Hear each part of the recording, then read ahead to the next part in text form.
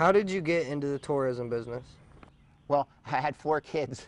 One's a doctor, one's a lawyer, and 2 pharmaceutical sales. And I spent 25 years in the bookstore industry, and I just decided it was a good time to have a change. My kids weren't moving home, and they weren't asking me for money, so I decided, why not?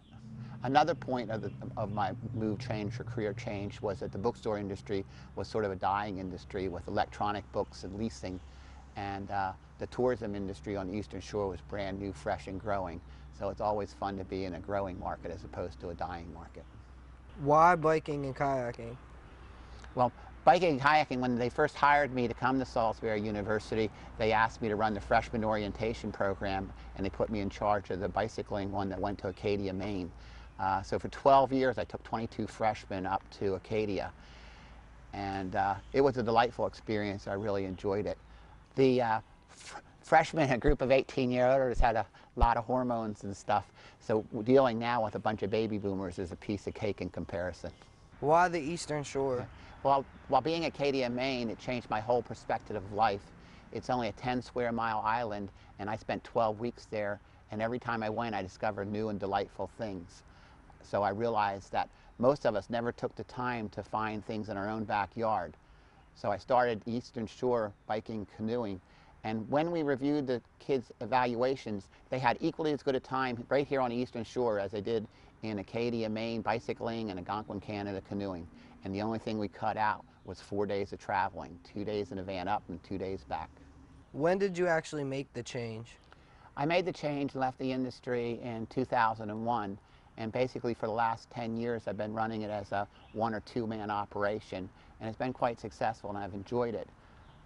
But currently my wife is thinking about retiring, so I want to cover her salary, so I'm reconsidering and trying to expand the business, so I have to take a whole broader perspective. Enough on adrenaline high and you. What's Destination Delmarva all about? Well, I've noticed that there's a traffic pattern here on the Eastern Shore, and what I've seen is cars going east and west to Ocean City and Chincoteague and north and south to the Outer Banks, and very few people stopping in the middle. The Seagull Century is a notable exception to this, however. Starting in 1989, we had like 600 people. What's Destination Delmarva all about? Well, I've noticed that there's a traffic pattern here on the Eastern Shore, and what I've seen is cars going east and west to Ocean City and Chincoteague and north and south to the Outer Banks, and very few people stopping in the middle. The Seagull Century is a notable exception to this, however. Starting in 1989, we had like 600 people in it, but we were up to 6,000 when I left in 2001, and now it's up to 8,000. So we keep on having people coming back and having a great time here, but that's only 1 week or 1 weekend a year. What about the other 30 weeks of our season, which is about April 15th to November 15th? So I want to capitalize on that. To take advantage of those other 30 weeks, I discovered 2 principles, and these are the basis of Destination Delmarva. One is staycations. Staycations are vacations within a tank full of gas. We have over 20 million people living within 2 hours, or approximately 120 miles, that we could serve as an audience. And I don't think there's any place in the whole country that has as nice, beautiful scenery and as much wilderness as we do right here with 20 million people only 2 hours away. The second principle that it's based on is the economic rule of tourism, law of fours. For whatever amount of time it takes you to get to a place, you want to have 4 times that amount of time having fun and enjoying it. Up to this point, almost all of our partners have been working as individuals and doing it independently. And we all know the Ward Museum is a beautiful world-class museum, and it's definitely worth to spend 2 hours or more in it. But most people won't travel 2 hours to spend 2 hours to go back 2 hours. So it's going to be always struggling to get a lot of people visiting. It's only going to be drawing from 45 minutes. And we may be able to get some from Ocean City, but we're certainly not going to get them from Philadelphia, Baltimore, or Washington. So what this forces us to do is form partnerships. If we have a bicycle ride, a kayak ride, some birding, and then visit the Ward Museum, and then we take them all out to dinner at Adam's Rib or a really nice restaurant, then we hit the 6 or 8 hours, and we might have a chance of getting groups to come down and visiting with us and joining us. One of the primary goals of Destination Delmarva is identify our strengths of the Delmarva region, the Eastern Shore, and then try to put together packages that make it worth the trip so people will come down the 2 to 3 hours to be here. So we really want to emphasize our strengths. How has this idea been received? It's been received quite well. Last February at 4 o'clock in the morning, I often lose sleep over this kind of thing, I decided I wanted to run the ideas past Memo Derricker, who is head of Beacon and very influential at Salisbury University. And I wrote down the email at 7 a.m. I emailed it to him then, and by 8 he replied to me. And he was doing a financial forecast, a big presentation at UMES that Thursday, and I thought we might be able to discuss this as a topic at that meeting. When he got back to me, he was very enthusiastic and actually scheduled a meeting with me on Wednesday prior to his big Thursday meeting. He got sick, the meeting didn't happen, it really wasn't covered that day and Thursday, but we did have a meeting on Friday and found that we had a lot of common grounds. He was quite excited about what we were doing. He did encourage me to become a nonprofit so he could work with me and use all the facilities available to him. And I have since formed a nonprofit, Destination Delmarva. Although we are currently a nonprofit, we're still in process of building and beefing up our board and coming up with our bylaws and looking for really concerned individuals who want to see this area prosper. The best example I can give about how well this program is being received is a meeting that I spoke at, a Rotary Club morning meeting I spoke up on May 25th. It was a morning meeting at Dove Point, and afterwards 8 of them came paddling with me to the Barrier Islands. But immediately following the meeting, 2 gentlemen came up and talked with me.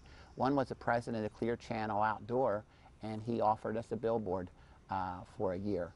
And to get the maximum coverage, he suggested that we put it on Route 50 just in front of Vienna for 3 months, then move it to Route 13 and have it by the prison heading north for 3 months. And that way we would have maximum coverage on both 13 and 50. It would alternate 3 months, 3 months, 3 months, 3 months. The second man that came up was from UMES. He was the dean of the School of Business and was in charge of hotel motel management, and he wanted me to give the exact same presentation to all of his classes, and he wanted to partner with us. We've made some progress with the billboard. I've seen the original proof, and it's going to say Destination Delmarva across the top, and then it's going to say find what you're looking for on the Eastern Shore. And then it's going to have a huge experience it across the board, and pictures of all the things you can do are actually what make up the letter of experience it. So that's a huge thing. I think it really can get the word out of what we're trying to do.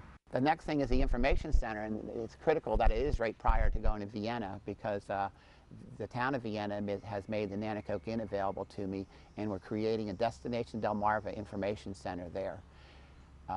This is going to be a center of our first low-impact tourism enterprise zone. When I started the business 9 years ago, I was looking at 3 areas, or 4 areas, where highways and rivers came together.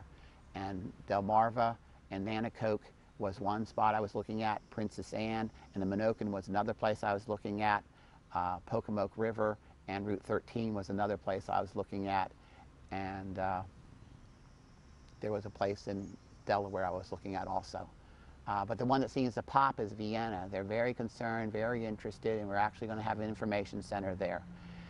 One would never believe how much there is to do right there between Vienna and Mardella Springs. There's the Atkins Museum. There's the Hansel House, which is being restored. There's the West Side Historical Museum. There's the Mason-Dixon line. There's a corn maze there. There's a go-kart track there. There's a skate shooting place there. There's a D.O. Outfitter there. There's the Michener Trail, there's the Captain John Smith Trail, there's the Harriet Tubman Trail, plus there's incredible bicycling through the Blackwater Refuge.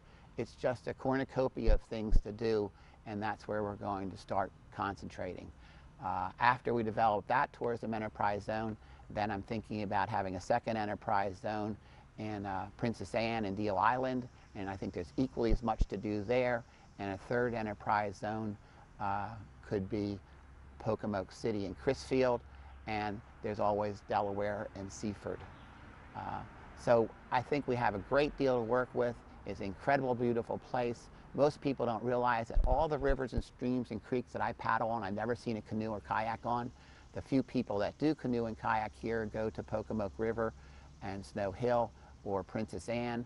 But the Minokan River, the Kings Creek, Back Creek, Chacon Creek, we just have tons and tons of beautiful, wonderful waterways and roads that virtually nobody uses. And I'm trying to take advantage of them and highlight them. I'm also going to try to work with the local restaurants and and emphasize our diversity. Most of the country is homogeneous and everything looks exactly identical. They have, unless you're in Colorado where there's mountains or Florida where there's palm trees, they all have the same highways, the same plantings on the highways, and the same stores, the Gap and the department stores are all the same, and most of the restaurants, the Applebee's and McDonald's and national chains are the same. So what I'd like to see us do is emphasize our diversity, emphasize what we make different, and make this a place people want to come and enjoy.